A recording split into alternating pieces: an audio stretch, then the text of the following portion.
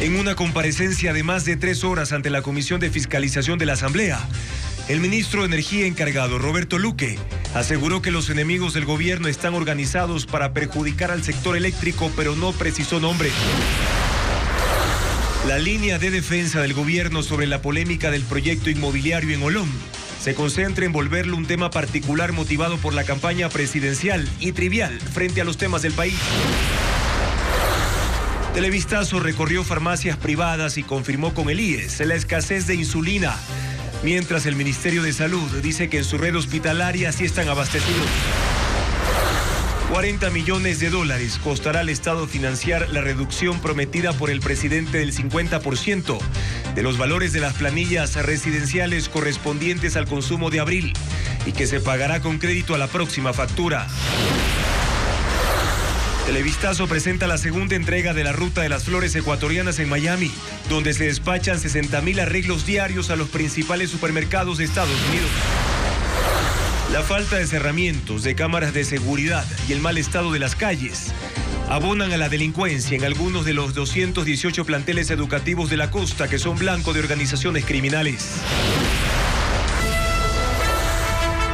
Televistazo estelar con Juan Carlos Aizprúa.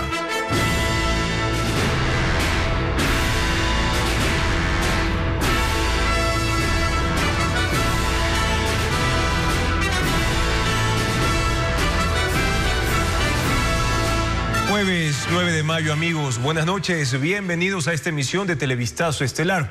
Comenzamos con la información más destacada de la jornada. El ministro de Energía encargado, Roberto Luque, aseguró que enemigos del gobierno están bien organizados y han perjudicado al sector eléctrico del país. Lo dijo ante la Comisión de Fiscalización de la Asamblea Nacional, donde expuso las acciones del gobierno para enfrentar la crisis energética. Patricio Díaz informa. El gobierno asegura que enfrenta enemigos que afectan el sector energético del país. Lo dijo el ministro de Energía, Roberto Luque, durante su comparecencia ante la Comisión de Fiscalización. Según él, esos enemigos están bien organizados y las secretarías de Estado están coordinando esfuerzos para enfrentarlos. Diferentes mafias que se organizan para boicotear procesos en Sercop con acciones judiciales. Se hacen adjudicar contratos con acciones judiciales y acciones de protección, logran aplazar plazos, logran que no se los pueda declarar contratistas incumplidos cuando no han cumplido. En general hay una serie de enemigos que tenemos en el sector energético. No mencionó nombres, se limitó a señalar las áreas en que, según afirmó, se están generando los inconvenientes. Existe el problema de proveedores de combustible, de diésel, que no quiere que se les acabe el negocio. Existe el problema de proveedores de mantenimiento de electricidad, que siempre son los mismos contratados. Existen temas de contratos colectivos que son preocupantes. No es la primera vez que el régimen habla de un sabotaje. Al inicio de la actual crisis energética, el secretario de la Administración presentó una denuncia contra 22 funcionarios, entre ellos su exministra de Energía, Andrea Robo. Sobre eso, Luque dijo que se identificaron acciones irresponsables y negligentes que generaron dudas. Pero según dice, aún existen quienes ponen trabas a los avances que se buscan hacer. Y hay cierta gente que piensa que esto no debe prosperar. Entonces tenemos que cambiar esa inercia desde el sector público y una falta de sentido de urgencia y de toma de decisiones para abonar a la solución de la crisis. Más que nada es un tema de omisión que hemos visto y de ciertas decisiones que resultan inexplicables. El funcionario hizo luego una reseña de las acciones emprendidas por el Ejecutivo para superar la crisis y mencionó que las prioridades están puestas en comprar generación nueva, hacer mantenimiento de centrales de todo tipo, que hasta ahora no están disponibles. También buscará comprar energía a Colombia a mejores precios y viajar a Lima para tratar el tema en la Comunidad Andina de Naciones. El ministro recordó que si bien no hay apagones, la crisis no se ha acabado.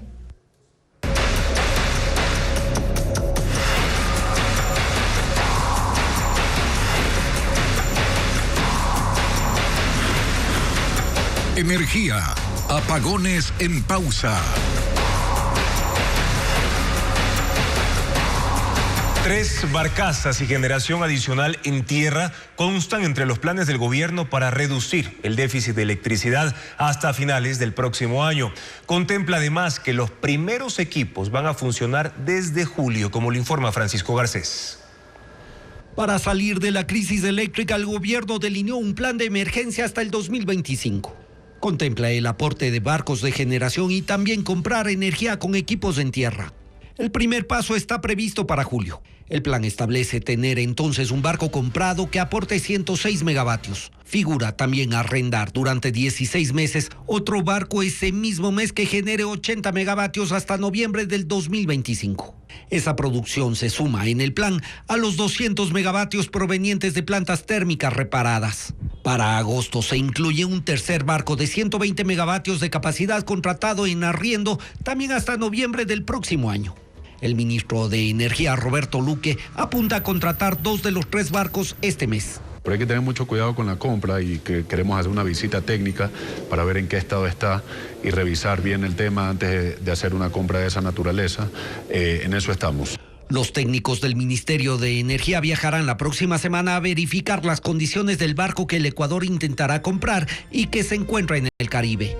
La compra y el alquiler de los barcos generadores nace del análisis de las 14 ofertas que el Ministerio recibió desde el 18 de abril.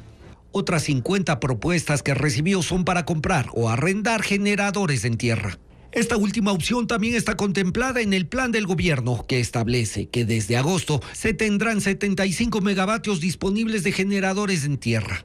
Esa cantidad puede aumentar a algo más de 120 megavatios en los siguientes meses. Este es el plan con el que el gobierno intenta solucionar el déficit de generación hasta finales del 2025. El presidente Daniel Noboa establece un plazo de 20 días para que los usuarios solo paguen la mitad de las planillas de luz correspondiente a abril. Diego Cuenca informa que más de 2 millones de clientes tendrán ese beneficio. Las planillas de consumo eléctrico de abril ya empezaron a llegar a las viviendas y los usuarios aún no saben cómo el gobierno hará el descuento del 50% del valor total de la planilla, tal como lo ofreció el presidente de la República para compensar el malestar de los apagones que iniciaron la primera semana de ese mes y que ahora están en pausa. Para cumplir con ese ofrecimiento, ese miércoles el primer mandatario emitió un decreto que da un plazo de 20 días para que el Ministerio de Energía haga los informes técnicos y el cálculo real de cuánto le costará al Estado cubrir esa compensación. El ministro de Energía encargado, Roberto Luque, en un cálculo preliminar dijo que serán $40 millones.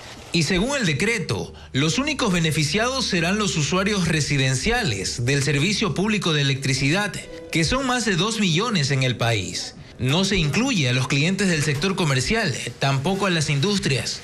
La gerente de la Corporación Nacional de Electricidad, CNEL, adelantó cómo se realizará la compensación en las 20 empresas eléctricas del país, cuyos rubros serán cubiertos por el Ministerio de Finanzas. La compensación se reflejaría a través de un crédito en la factura del cliente, en una línea.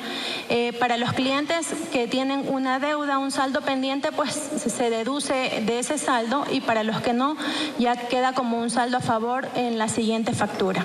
El plazo para aplicar ese mecanismo de manera oficial culmina el 27 de mayo.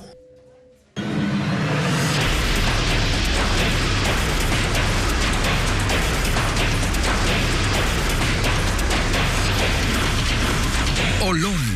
Noboa se compró un lío.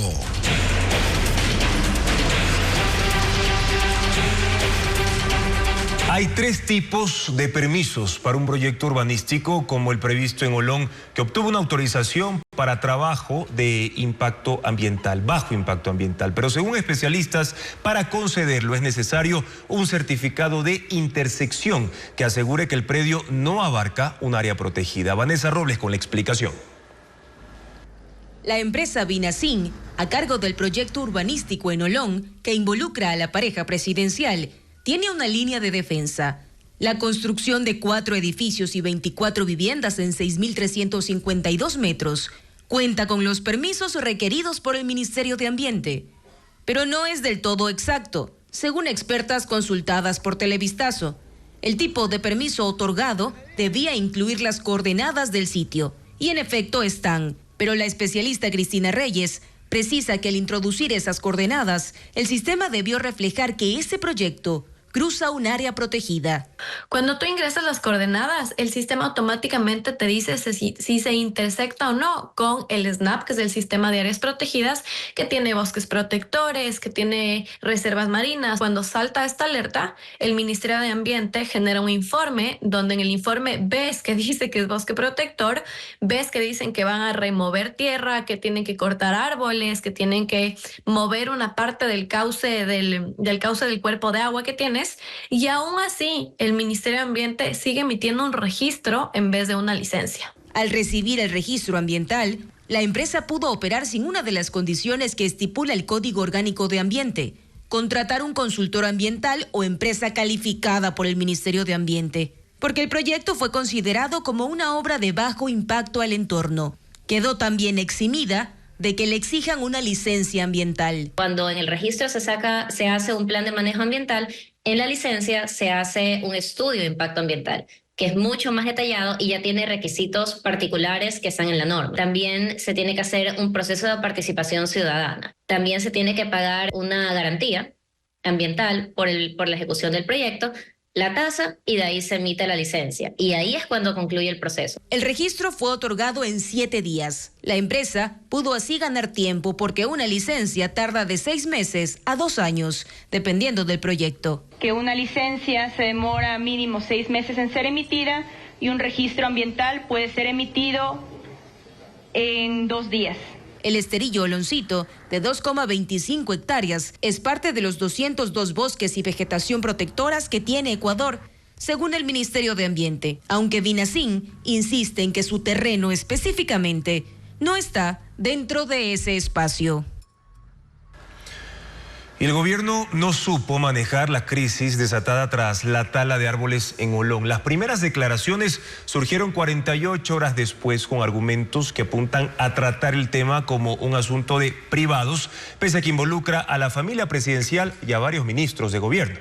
También culpar a los partidos y movimientos políticos. Luisa María Heredia con el análisis. El escándalo generado por la tala en Olón desató una crisis de gobierno que nadie gestionó. Pasaron casi 48 horas sin que ninguno de los implicados se refiera al problema. La primera en hacerlo fue la ministra del Interior, Mónica Palencia, quien fue abogada de la empresa Vinacin, cuya accionista mayoritaria es Lavinia Balbonesi, la primera dama. Puso en escena 2 argumentos de defensa. Uno, que se trata de un tema personal, pese a que involucra a la familia presidencial y al gabinete. Es la misma línea que horas después siguió el ministro de Trabajo y Energía encargado, Roberto Luque, accionista de la firma que hizo el informe de factibilidad del proyecto inmobiliario. Mi nombre ha surgido en la materia de un proyecto privado, particular, del ahora presidente de la República, pero que cuando me contrató era un ciudadano más. 2, que el lío no es más que una revancha política. Tienen que ver con la necesidad de partidos políticos que se ven fuera de la cancha, que vieron la goleada 9-2 que se metió con motivo de la consulta popular. Esa tesis, que tampoco aclara si existe o no un daño ambiental en Olón, horas después fue reforzada por el presidente Daniel Noboa, quien en un acto público mencionó: la campaña ha empezado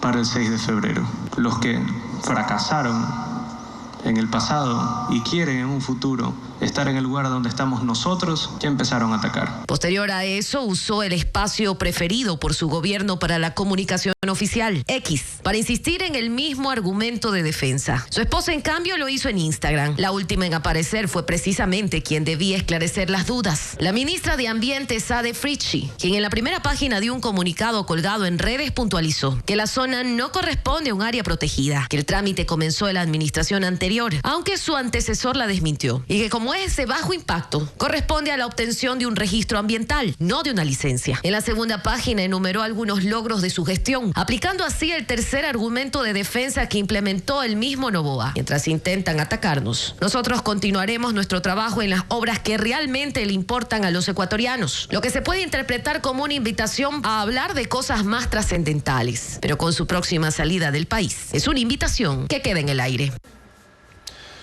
El jefe de Estado creó un comité para cumplir con el cierre progresivo de la actividad petrolera en el bloque 43. Carla Delgado explica que en ese proceso estarán 4 ministerios y también el gerente de Petroecuador.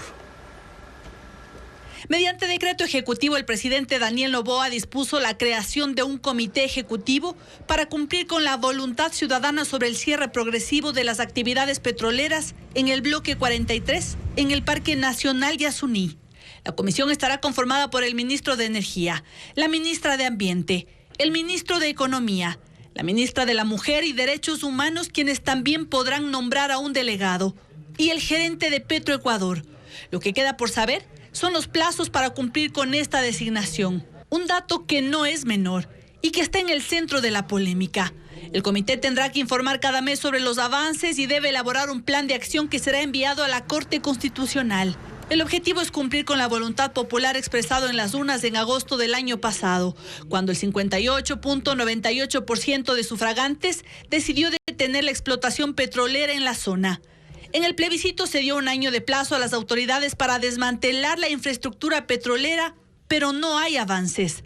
Las instalaciones petroleras del ITT ocupan 80 hectáreas de las 300 que tiene el bloque que inició la extracción petrolera en 2016. La instalación de la infraestructura tuvo un costo de $1.952 millones. Dentro de las instalaciones hay plantas para separar el agua del petróleo, 225 pozos, centrales de generación de electricidad, zonas de embarque, campamentos, al menos 12 plataformas petroleras, oleoductos secundarios y accesos ecológicos, que según los expertos tomará hasta 4 años en desmontar. 3.000 afectados es el resultado de las torrenciales lluvias que inundaron 8 sectores de Orellana. 60 voluntarios ahora ayudan a los damnificados en 3 albergues en el Coca, mientras en Napo, en cambio, el nivel de la inundación ha empezado a bajar.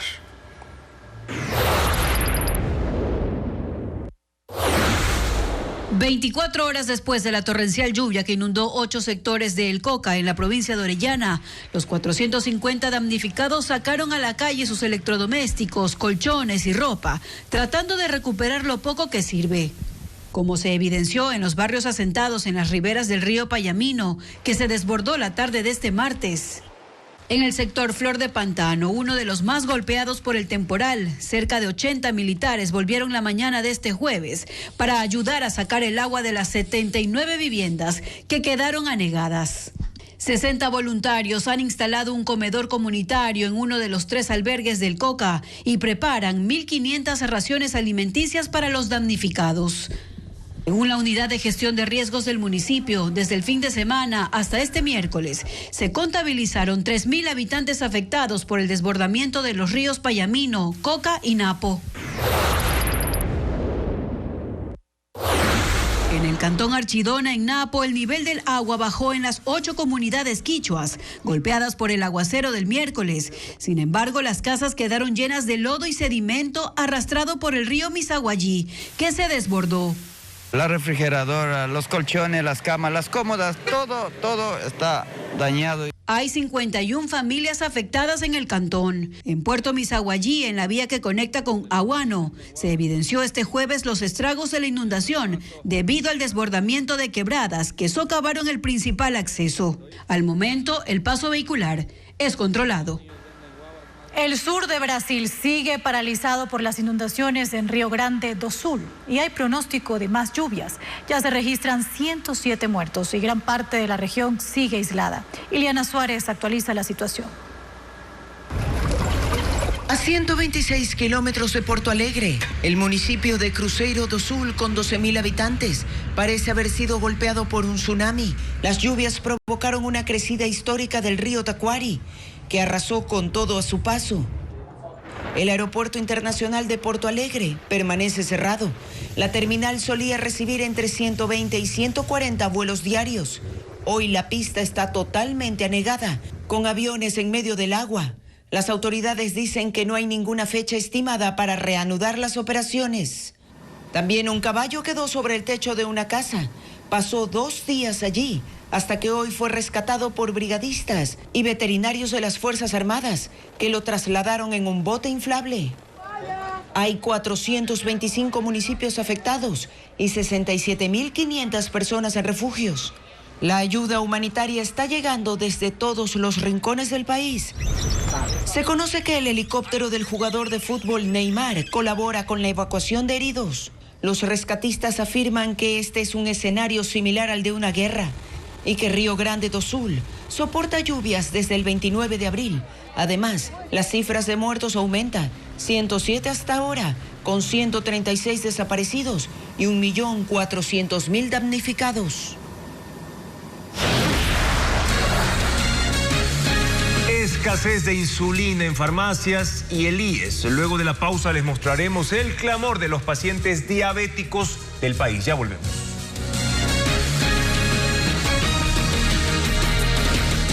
El país está por cumplir 10 años de un ciclo económico de bajo rendimiento y ajuste permanente. La urgencia desde entonces ha sido estabilizar la dolarización, sin que llegue la inversión extranjera, se multiplique el empleo o haya mayor producción petrolera. Por eso preguntaremos a Nelson Baldeón, Lucía Calderón y José Hidalgo Payares, ¿cuándo comenzará la recuperación económica del Ecuador? Políticamente correcto, con Carlos Rojas y Claudia Roura, este domingo 10:30 de la mañana, por Ecuavisa.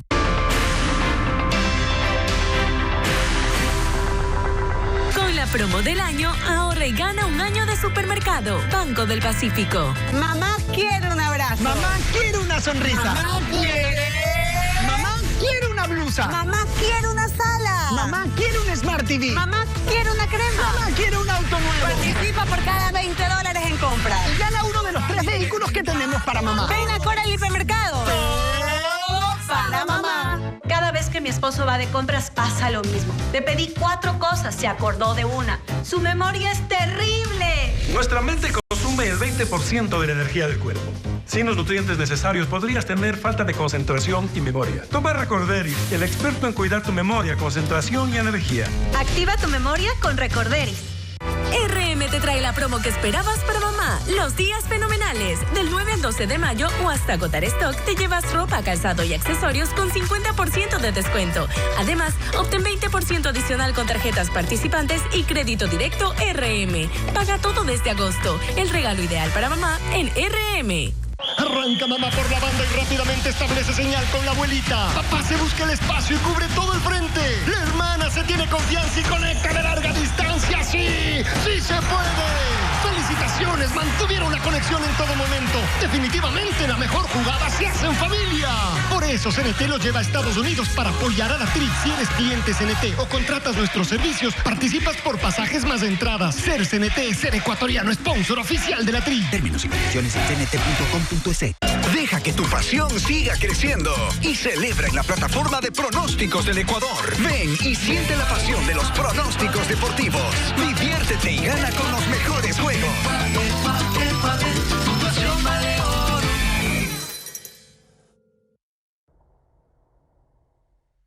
Para enamorarte del nuevo Chery Tiggo 4 Pro híbrido, no necesitamos mostrarte a la típica familia perfecta, ni a la influencer de moda, ni tampoco al cachorro adorable que te hace decir "oh".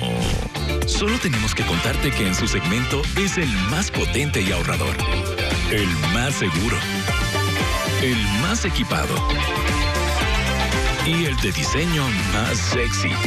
Nuevo Chery Tiggo 4 Pro híbrido. No necesitas nada más.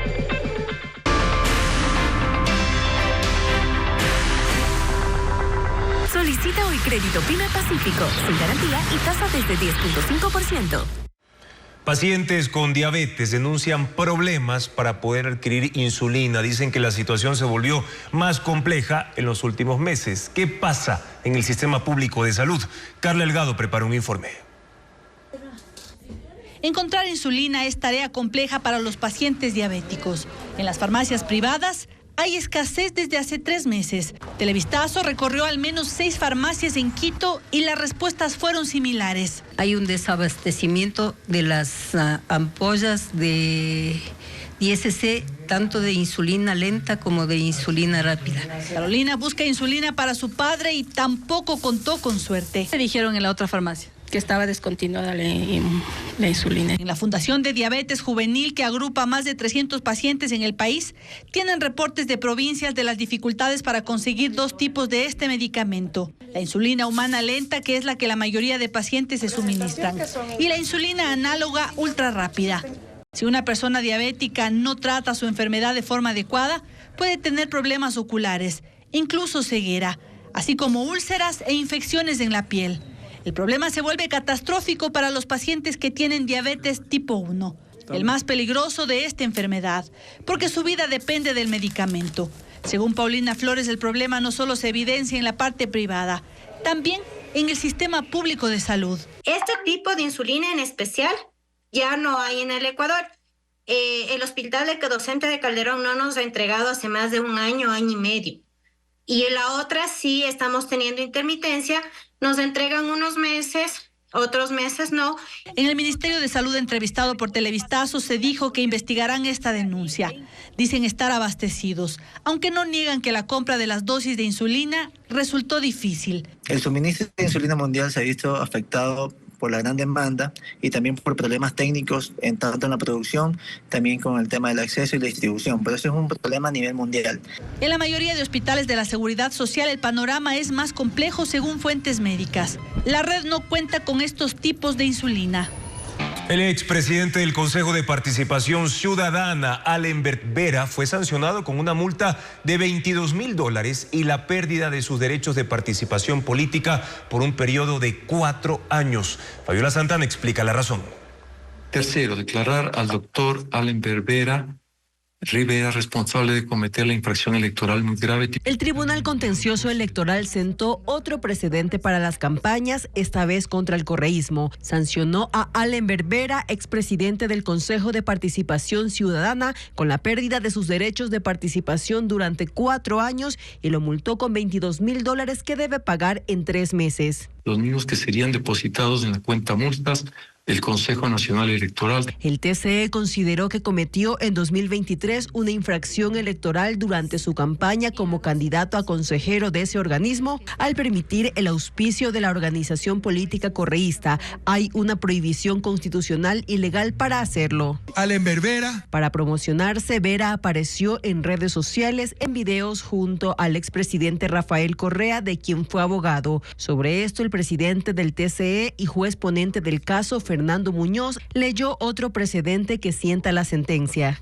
La propaganda realizada por redes sociales o por cualquier otro medio de comunicación tradicional o no tradicional, cuya connotación, contexto y contenido tengan por propósito movilizar la voluntad popular a favor de una candidatura o en perjuicio de alguna opción electoral para integrar el Consejo de Participación Ciudadana y Control Social, debe ser considerada publicidad electoral y como tal está sujeta a control por parte de los órganos de la función electoral. Este caso se originó hace un año con la denuncia del consejero Juan Esteban Guarderas. También se investigaba la responsabilidad de Marcela Aguiñaga, entonces presidenta del movimiento Revolución Ciudadana, pero el juez ratificó su inocencia por falta de pruebas. La sentencia debe ser notificada a las partes por escrito para su ejecución. Los centros de distribución de flores en Miami atraviesan su semana más intensa de trabajo antes del Día de la Madre. Diariamente despachan 60.000 arreglos a las principales cadenas de supermercados en los Estados Unidos. Adriana Bermeo recorrió una de las bodegas más grandes del Doral.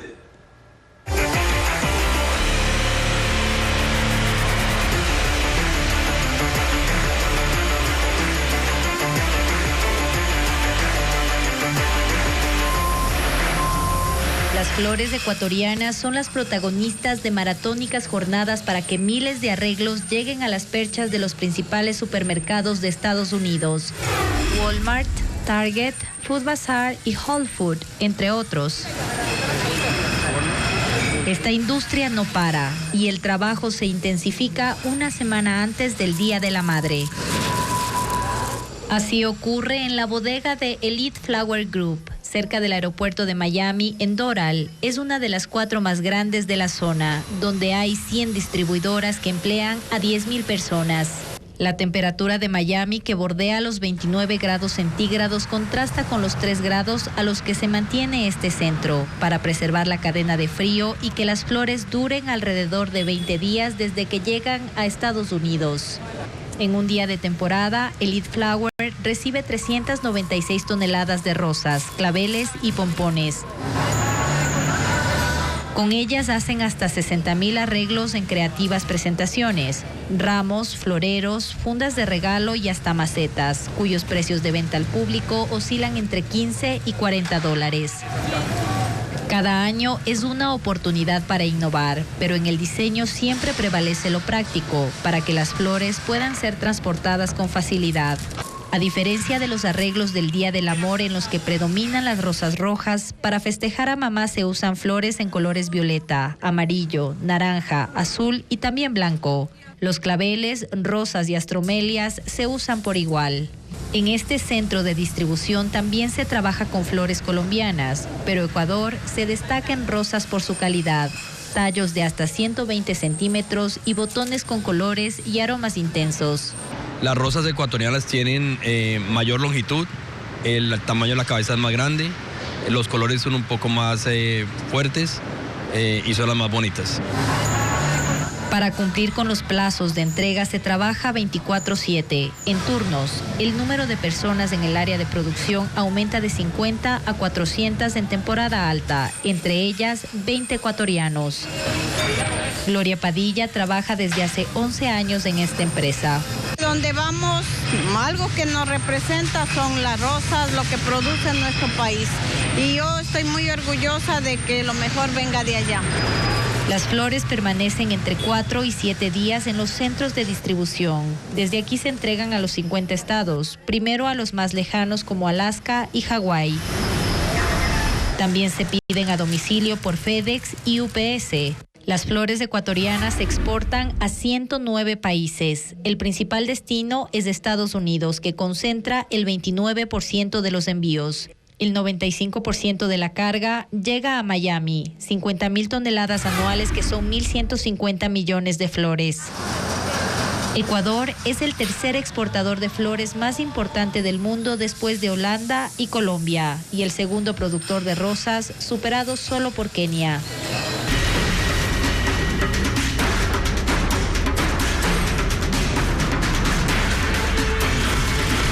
Presupuesto. Las cuentas no dan. El gobierno analiza vetar totalmente la ley que asegura la asignación directa y automática de recursos a municipios, prefecturas y juntas parroquiales. Esto pondría un candado a lo aprobado por la Asamblea durante un año. Adriana Bermeo explica las razones del Ejecutivo para un eventual veto. El veto total a la ley que asegura la asignación directa y automática de los recursos a municipios, prefecturas y juntas parroquiales está sobre la mesa de análisis del gobierno. Así lo confirmaron fuentes oficiales a Televistazo.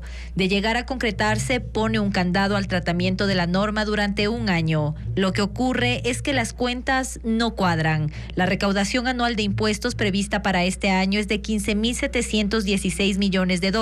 La transferencia directa que corresponde a municipios, prefecturas y juntas parroquiales es del 21% de ese valor, $3.300 millones.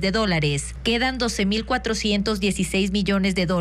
De ese monto hay que pagar $9.823 millones en sueldos, $3.628 millones para seguridad social, y ya no queda nada para bonos sociales, bienes y servicios de consumo y el pago de intereses de la deuda interna y externa, que suman $6.755 millones, que también se debe cubrir con lo recaudado de los tributos. Estas son cifras que ya se conocen, pero hay más por pagar. El Ministerio de Economía actualizó el monto de la deuda de los gobiernos seccionales. A prefecturas, $193 millones, a municipios, $453 millones y a juntas parroquiales, $20 millones. Un total de $666 millones que, según lo aprobado por la Asamblea, se deberán pagar en 90 días. Para el exministro de Economía, Fausto Ortiz, esto obliga a que se revisen los porcentajes que se asignan por ley a los gobiernos locales, porque son rubros que en general se deberían pagar completos y puntuales, cosa que no se logra. Los municipios, prefecturas deberían enfrentar que no tienen plata y deberían decir: voy a hacer una mejor gestión de cobro en mis prediales, voy a hacer una mejor gestión de cobro de esa carretera para tener un peaje que pueda devolverme la plata y poder hacer la otra carretera. Pero cuando tú le dices a alguien, ponga el peaje, te dice no, porque si pongo el peaje me afecta mi candidatura política para el siguiente periodo electoral. El hecho cierto es que por ahora no hay forma de que el Estado pague a los gobiernos locales lo que les corresponde sin dejar de atender otros sectores que pueden ser tan sensibles como sueldos y bonos, y que en ese caso deben ser pagados con deuda en forma permanente, y eso no es constitucional. El gobierno sí dispone de otras posibilidades de recursos. Uno es eliminar los subsidios a los combustibles, que suma $3.093 millones, pero esta es una medida política con costos sociales que ningún gobierno se atreve a tomar. Para ello se requeriría un acuerdo que las fuerzas políticas en la Asamblea no van a apoyar. Y fue una mayoría de más de 100 legisladores la que aprobó una reforma para asegurarle recursos a los gobiernos autónomos descentralizados, pero sin considerar la brecha que eso creará en las cuentas públicas y generará problemas para el pago de salarios y bonos a los sectores más vulnerables de la población. Un análisis de Lenín Artieda. La celebración en el Pleno de la Asamblea fue casi unánime. Festejaban haber llegado a concretar una idea que se viene trabajando desde hace tiempo, la tesis de empujar al Estado central a su debacle. Incluso la Revolución Ciudadana, defensora de un Estado central fuerte que articula el funcionamiento del país, bajó las banderas, cambió de orilla y se sumó a la posición que antes había combatido. La asignación automática de recursos a los gobiernos autónomos descentralizados, sin considerar el estado de las cuentas fiscales, los procesos recaudatorios, ni la necesidad de financiar a otros segmentos de la población, fue el martes el clímax de una clase política que, habiendo entendido que no tiene opción de ser poder nacional, prefiere asegurar hasta el último dólar que les permita reinar en sus provincias, en sus cantones, en sus parroquias. De reinar sin auditorías a la calidad del gasto, pudiendo disponer libremente de los recursos públicos, lo mismo para aromaterapias, para la crianza de caballos o para los imprescindibles conciertos. Es la clase política que no sabe qué hacer con el país, que ha construido su poder sobre la incoherencia entre el gasto que ejecutan y las necesidades de la sociedad. Y en ese caos reverbera un populismo del que se sirven dos platos.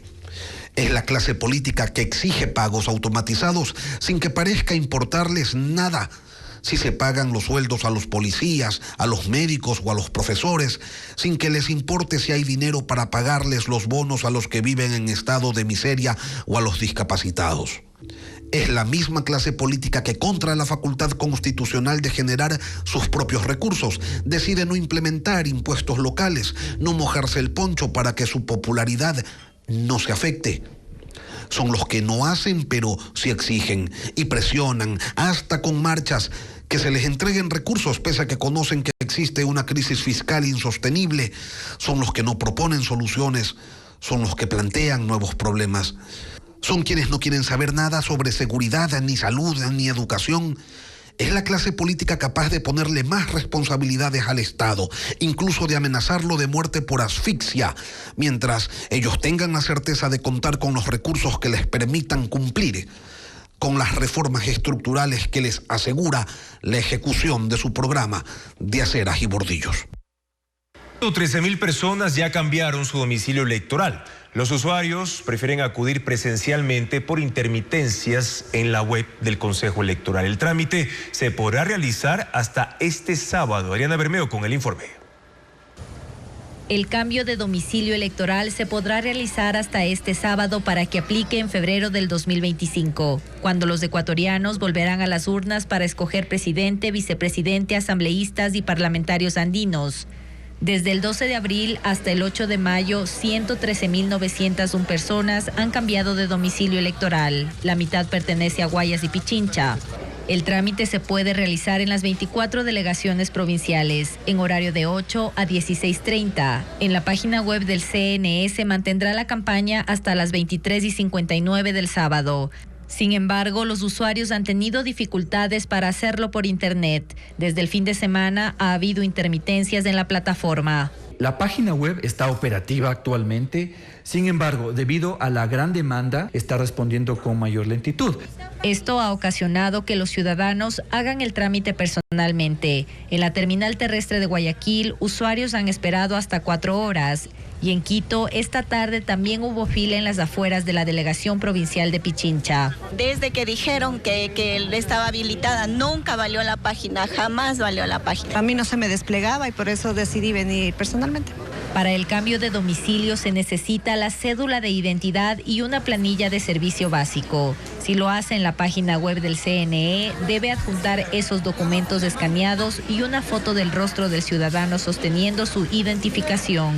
En ambos casos, para hacer el trámite es obligatorio que esté al día en el pago de multas por no haber votado. En la costa hay 218 planteles educativos en zonas de riesgo por la presencia de organizaciones criminales. Pero hay otros factores que agudizan la inseguridad, como por ejemplo, falta de cerramientos, cámaras o el mal estado de las calles. Merlin Ochoa presenta un recorrido. En Guayaquil están 97 de los 218 planteles educativos de la costa ubicados en zonas de peligro por la guerra entre mafias, es decir, casi la mitad del total. La unidad educativa Tránsito Amaguaña funciona en Nueva Prosperina, en el noroeste. Tiene 3.600 alumnos y según la policía hay factores externos que elevan la inseguridad. Por ejemplo, no tiene cerramiento, lo que facilita el ingreso de objetos prohibidos, pues las ventanas dan a la calle. En el distrito son 9 las unidades en la misma situación. En otros planteles han colocado madera en las ventanas, aluminio o cortinas para evitar que los alumnos tengan contacto con el ambiente externo, pero es imposible evitarlo por falta de un cerco. La maleza es otro factor de riesgo en estos lugares. La policía ha encontrado sobres con droga. Tampoco poseen cámaras de seguridad que servirían para monitorear a los integrantes de por lo menos 4 organizaciones criminales que operan en el sector y rondan las instalaciones. Una investigación de los agentes revela que en los 9 planteles priorizados en Nueva Prosperina estudian 12.000 alumnos. De ellos, 1.200 fueron reclutados por estos grupos delictivos. Todos funcionan en zonas de difícil acceso. La policía llega de forma más rápida en moto. Y los estudiantes pasan por encima del tubo de la alcantarilla. Ese es su puente para ingreso a la escuela. Entonces son varias acciones que debemos realizar para generar una comunidad segura aquí en este sector. En otra escuela en el norte de Guayaquil, el cerramiento consiste en unas endebles rejas y desde afuera se ve todas las actividades que realizan los docentes con sus alumnos. En los 5 planteles priorizados en el sector Portete, suburbio de la ciudad, en las esquinas, hay consumo de drogas en la vía pública, a una cuadra de las unidades educativas. Según la policía, en los 218 planteles hay un problema con la venta y consumo de drogas en algunos estudiantes. Aún no ha sido cuantificado el porcentaje, sin embargo, las organizaciones rondan los planteles no solo para reclutar a los alumnos para que sean parte de estas estructuras, también para volverlos consumidores, por lo que la unidad de antinarcóticos también es parte del plan de seguridad. Hay alerta en Ecuador por la aparición de FLIRT, la nueva variante del COVID-19 que ha causado contagios acelerados en Estados Unidos. Académicos y epidemiólogos coinciden en que las vacunas disponibles y la escasa inmunización pueden dar paso a una nueva ola de contagios. Carla Delgado sigue el tema. La presencia de FLIRT, la nueva variante de COVID-19, alerta a médicos y científicos en el país porque demuestra ser altamente contagiosa. Tanto que una persona que contraiga el virus, dicen los especialistas entrevistados, pueden infectar a 10 personas.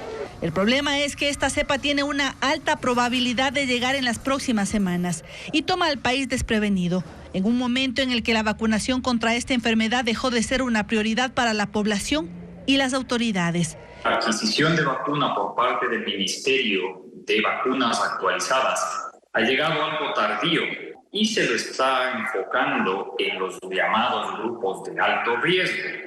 Eso significa que no va a promoverse una vacunación masiva. La última campaña de vacunación masiva contra esta enfermedad fue hace más de 2 años, por lo que la nueva cepa encontrará desarmada a la ciudadanía. pero ya habiendo transcurrido en el mejor de los casos un año, en algunos aún más, la cantidad de inmunidad en el organismo ya es suficientemente baja como para considerar a la población en riesgo. Los síntomas de esta variante son similares a los de Omicron, explica el epidemiólogo David Larreategui, aunque hay ciertas diferencias. No hay mucha diarrea comparada con las anteriores y la pérdida de gusto y olfato es menor. Se suma que la llegada de Frida al país podría coincidir con la época lluviosa y aumentar los casos de enfermedades respiratorias que históricamente han saturado los sistemas sanitarios. Si va a viajar este fin de semana, mucha atención con las vías cerradas en la Sierra y Amazonía. Diego Cuenca describe cuáles son las carreteras con problemas y también las rutas alternas. En Azuay, la vía Cuenca-Moyeturo-El Empalme está habilitada desde este miércoles para el paso de 6.000 vehículos cada día, pero las autoridades recomiendan circular con precaución porque aún hay maquinaria removiendo los escombros que dejó el aluvión. En Cañare no hay paso en la vía Huigra-El Piedrero. La ruta alterna es a la UCI, Sud La Troncal-El Piedrero. En Morona, Santiago, no se puede circular por el puente sobre el río Upano, que está en la vía Macas-Puyo, debido al incremento del caudal. La ruta alterna es la Sevilla, Ceipa-Sucúa. En Chimborazo, la carretera balvanera Payatanga-Cumandá solo está abierta al paso de 5 a 8 de la mañana y de 5 a 6 de la tarde. El Ejército y la Marina pararon las operaciones de sus flotas de helicópteros por los últimos accidentes. Comenzarán a ejecutar inspecciones para verificar su estado. Paul Romero con el informe. Por precaución, los vuelos de los helicópteros de la aviación del Ejército y de la Marina fueron suspendidos. El mando militar ordenó parar las operaciones de la flota de helicópteros de las dos ramas de las Fuerzas Armadas hasta que se realice una inspección mecánica de las aeronaves disponibles. Esta decisión se tomó después de los dos accidentes registrados en 10 días. El del helicóptero MI ruso el pasado 26 de abril en Tihuino, Pastaza, en donde murieron 8 personas, y el helicóptero Bell de fabricación estadounidense de la Marina hace 3 días en Santa Elena con 2 víctimas. Las flotas de helicópteros del Ejército en tierra son MI, Puma, Super Puma, Gazelle y Ecuariel. Mientras que de la flota de la Marina son helicópteros Bell 407 y 430. Esto limitó el transporte de tropas a la zona de frontera y vuelos logísticos para ayuda humanitaria. Los vuelos seguirán suspendidos hasta que las aeronaves pasen la inspección técnica y mecánica. 4 helicópteros de la Fuerza Aérea TH-57, Koala y H-145 están operativos. La Corte Nacional delibera para decidir si condena al exsecretario de Comunicación del Correísmo, Fernando Alvarado, o ratifica su inocencia. La Fiscalía pidió que lo declaren culpable de peculado. Jacqueline Rodas sigue el caso. La Corte Nacional reactivó el caso SECOM en contra del exsecretario de Comunicación Fernando Alvarado, 2 exfuncionarios de su confianza y Carlos Bravo, gerente de la productora Gota Azul, empresa que durante años se encargó de elaborar videos para los enlaces sabatinos en el gobierno de Rafael Correa. Este jueves el fiscal general subrogante Wilson Toainga pidió al tribunal que los condene por peculado y les imponga una reparación de $225,000. Según la acusación, Alvarado y los otros 3 implicados perjudicaron al Estado al permitir que Bravo, un contratista privado, utilice instalaciones públicas y a un trabajador pagado por la SECOM, que recibía disposiciones de Gota Azul. Peritajes encontraron que ambos entregaron al gobierno videos similares y ambos cobraban por el mismo producto. Toainga relató que hay correos electrónicos que lo prueban. Los implicados alegaron persecución. Dijeron que los videos no eran iguales y que el trabajador no era empleado público sino contratista del Estado, al igual que Bravo. Los jueces deliberaron durante 1 hora, pero no llegaron a una decisión. Anunciaron que revisarán las pruebas con detenimiento y darán a conocer su sentencia la primera semana de junio. Este caso se desestimó en 2020. Con voto de mayoría, los jueces Iván León y Daniela Camacho dictaron sobreseimiento a favor de Fernando Alvarado y los demás procesados. El nuevo tribunal podría revertir o ratificar ese fallo. Alvarado tiene un segundo proceso penal por incumplimiento de decisión legítima de autoridad competente, porque en octubre de 2018 se quitó el grillete y huyó del país. En 5 meses deberá enfrentar la audiencia de juicio. Si no se presenta, el caso se suspenderá, porque por ese delito no puede ser juzgado en ausencia. Su último destino conocido fue Venezuela. La información reservada sobre el asesinato del equipo periodístico de Diario El Comercio en 2018 en la frontera norte fue finalmente entregada a sus familiares. Esta tarde el gobierno dio documentos y audios de las reuniones del Consejo de Seguridad Pública y del Estado, COSEPE, por disposición de la Corte Constitucional. Paul Romero con el informe. Los familiares de Paul Rivas, Javier Ortega y Efraín Segarra, asesinados en la frontera norte en 2018, esperaron 6 años para recibir la información reservada sobre este caso que conmocionó al país. Ellos acudieron la tarde de este jueves al Palacio de Carondelet, en donde el viceministro del Interior, Leonel Calderón, y la secretaria de Comunicación, Irene Vélez, les entregaron 3 actas de las reuniones del Consejo de Seguridad Pública y del Estado de marzo y abril de 2018, con información confidencial del secuestro y asesinato del equipo de Diario El Comercio.